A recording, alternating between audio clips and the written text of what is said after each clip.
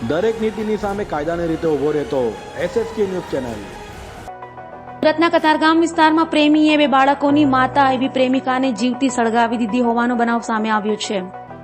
સુરતના કતારગામ વિસ્તારમાં આવેલ લલિતા ચોકડી પાસે પ્રેમીએ પ્રેમિકાને કેરોસીન છાંટી જીવતી સળગાવી દીધી હતી। બે બાળકોની માતા એવી 50 વર્ષીય રાધાબેનને શંભુ નામના પ્રેમીએ મહિલાના અન્ય સાથે પ્રેમ સંબંધ હોવાની શંકામાં હત્યા કરી હતી। મોડી રાત્રે બનેલી ઘટનાને લઈ પોલીસ દોડી ગઈ હતી અને હત્યારાની ધરપકડ કરી વધુ તપાસ હાથ ધરી હતી।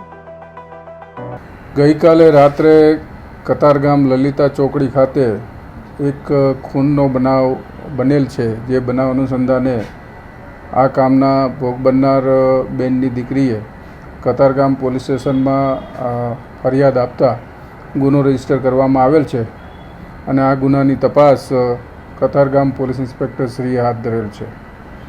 આ કામે બનાવની હકીકત એવી છે કે આ કામના જે આરોપી જે છે એમની શંભુભાઈ ભુરિયા કરીને એની મરણ જનાર સાથે છેલ્લા 8 વર્ષથી પ્રેમ સંબંધ હતો, આમ તેને કહીએ કે લગ્નેતર સંબંધ હતો।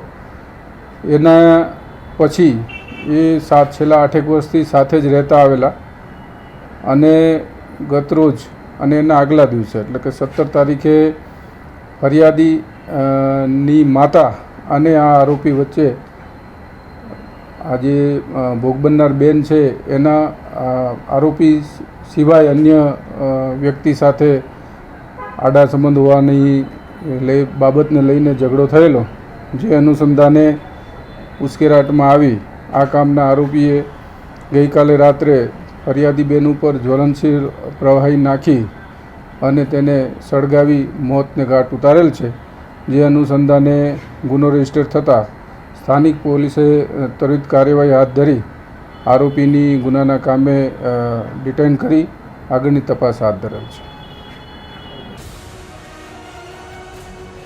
દરેક નીતિની સામે કાયદાની રીતે ઊભો રહેતો SSK ન્યૂઝ ચેનલ।